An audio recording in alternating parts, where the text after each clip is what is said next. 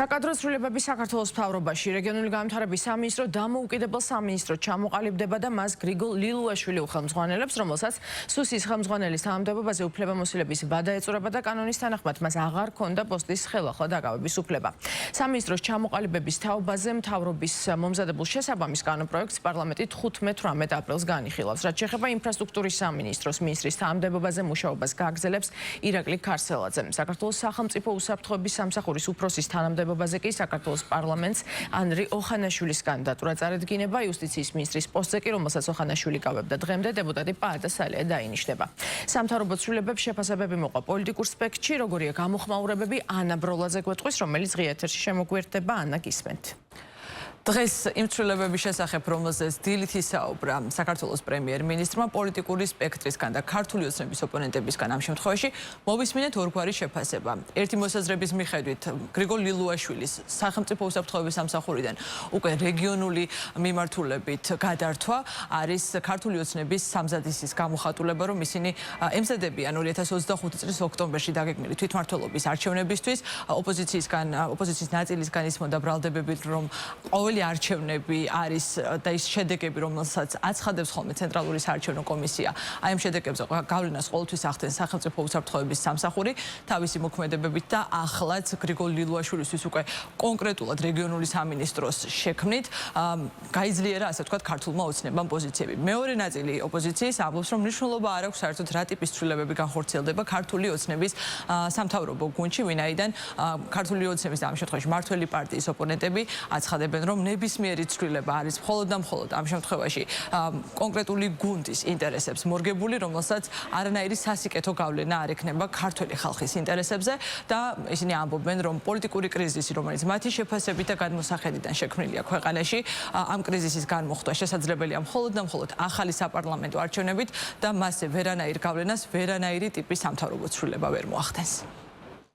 რეგიონული განვითარების სამინისტრო სავარაუდოდ კიდევ უფრო მეტი კორუფციული სქემისთვის მზადდება, იმისთვის რომ უფრო მეტი ფული მოპაროს ქართულ ხალხს ივანიშვილმა და მისმა დანაშაულებრივმა კრიმინალურმა სინდიკატმა, თუმცა დამერწმუნეთ, რომ დიდხანს ეს სამთავრობო კარუსელი ვერ გასტანს, იმიტომ რომ განაჩენი ქართულ ხალხს უკვე გამოტანილი აქვს ივანიშვილის კოლაბორაციონისტი მოღალატე ხელისუფლების მიმართ და ყველა მის მინისტრს და რაც მთავარია თავად ბიძინა ივანიშვილს ქართველი ხალხი ჩამოაშორებს ძალაუფლებას. ნაკლები მნიშვნელობა აქვს ამ გადაადგილებებს, რადგან მოქალაქეებისთვის არაფერი არ იცვლება, გადაწყვეტილების მიმღები, რა თქმა უნდა, არის ერთადერთი პირი ჩვენს ქვეყანაში და ეს არის ოლიგარქი, რომელიც ძალადობს ჩვენს მოსახლეობაზე და რა თქმა უნდა, ვერც ერთ ღირებულ გადაწყვეტილებას ჩვენი ქვეყნისთვის და ჩვენი მოქალაქეებისთვის არსებული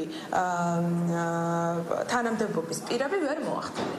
აბსოლუტურად არ აქვს მნიშვნელობა ქართული ოცნების წიაღში, რომელი სამინისტრო რას დაირქმევს და რომელი ადამიანი გადავა სხვა თანამდებობაზე. შესაკრებთა ადგილების შეცვლით ჯამი არ იცვლება, ქვეყანაში არის საპარლამენტო კონსტიტუციური პოლიტიკური კრიზისი. კრიზისის განმოხტვას თანამდებობის პირების გადაჯგუფებით ვერაფერს ვერ უზამენ. ამ ცვლილებების შეფასება სერიოზულად არის შეუძლებელი. სერიოზული ცვლილებები ესაჭიროება ზოგადად ქვეყანას და არა კოსმეტიკური. ყველანაირ პოლიტიკურ სპეკულაციას არასწორს უწოდებენ ამ შემთხვევაში ქართული ოცნების წარმომადგენლები იმის გათვალისწინებით, რომ ისინი კიდევ ერთხელ განმარტავენ, რატომ გახდა ასეთი ტიპის ცვლილებები საჭირო კონკრეტულად გრიგოლ ლილუაშვილთან მიმართებაში, რომელსაც ვადა ეწურება, უფლებამოსილების ვადა ეწურება ოქტომბრის თვეში. ეს განმარტება მოვისმინეთ დღეს პრემიერ-მინისტრისგანაც და ირაკლი ყობახიძემ თქვა, რომ ის გადაიბარებს ახალ თანამდებობას იმ გამოწვევებიდან გამომდინარე, რომელიც დგას. მათ შორის მზარდი ეკონომიკის პირობებში, რომ საჭიროა უფრო მეტი ინვესტირება, უფრო მეტი ბიუჯეტი აქვს ამ შემთხვევაში თვითმმართველობებს და ეს სწორად უნდა იქნას ათვისებული და გამოყენებული და პროექტები უნდა განხორციელდეს ხალხის და საზოგადოების ინტერესების გათვალისწინებით. ამას ძალიან კარგად გაართმევს თავს სახელმწიფო უსაფრთხოების სამსახურის ყოფილი ხელმძღვანელი, რომელიც ძალიან ეფექტურად მუშაობდა ამ თანამდებობაზე. მართულ გუნდში ამბობენ, რომ ყველანაირი ტიპის ცვლილება, რომელიც ხორციელდება ამ შემთხვევაში ქართული ოცნების გუნდში, ამ ცვლილებას აქვს ერთადერთი მიზანი, რომ მთავრობა მაქსიმალურად ეფექტურად იმუშაოს.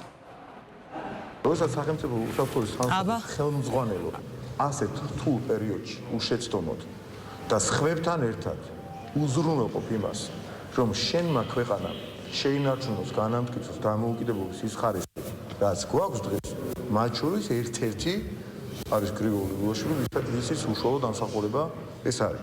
შესაბამისად, ეხლა ეს დანარჩენი ყველაფერი არის მეორეხარისხოვანი, ფაქტსა და ვიღაცის შეფასებას შორის მოდი გთავაზობთ, რომ ფაქტს მივანიჭოთ უპირატესობა, ნამდვილად ეწურებოდა ამ ადამიანს, და თუ ამ ორ რაღაცას ერთმანეთს უპირისპირებდა. სუსის ხელმძღვანელის თანამდებობის დაკავებამდე ის პარლამენტში პროფილური კუთხით იკავებდა შესაბამის კომიტეტის თავმჯდომარის პოზიციას, რომელიც რეგიონული კუთხით უზრუნველყოფდა სახელმწიფო პოლიტიკის წარმოებას, სწორედ ეს გამოცდილება სახელმწიფოს აუცილებლად გამოადგება, ადეკვატური, სწრაფი, ეფექტური რეაგირება, ეს იყო ის ძირითადი ნიშნები, რითაც სუსი ყოველთვის პასუხობდა ამ გამოწვევებს. იქნება რეგიონალური სამინისტრო, რომლის ხელმძღვანელიც არ დახა. თქვენ ამ რაღაც აგენტურული ტელევიზიის წიაღსვლებს თქვენთვის დავტოვებთ და მაგაზე ბუნებრივია სერიოზულ პასუხს ვერ გაგცემთ. სახელმწიფო უსაფრთხოების სამსახურის ხელმძღვანელმა გრიგოლ ლილუაშვილმა უკვე დატოვა თანამდებობა. ის ახალ თანამდებობაზე მუშაობას გააგრძელებს უკვე 2 კვირის შემდეგ, როდესაც საკანონმდებლო ცვლილებებზე იმსჯელებს მე-11 მოწვევის პარლამენტი და 3 მოსმენით იქნება ეს ცვლილებები მიღებული. რაც შეეხება სუსის ახალ ხელმძღვანელს, ანდრიო ხანაშვილი დაიკავებს ამ თანამდებობას. შევახსენებ კიდევ ერთხელ მაყურებელს და მისი კანდიდატურის შესახებ გადაწყვეტილებას უკვე კვირის ბოლომდე მიიღებს მე-11 მოწვევის პარლამენტი და ქართული ოცნების საპარლამენტო გუნდი. მადლობთ ანა, ეს ანა ბროლაძე იყო.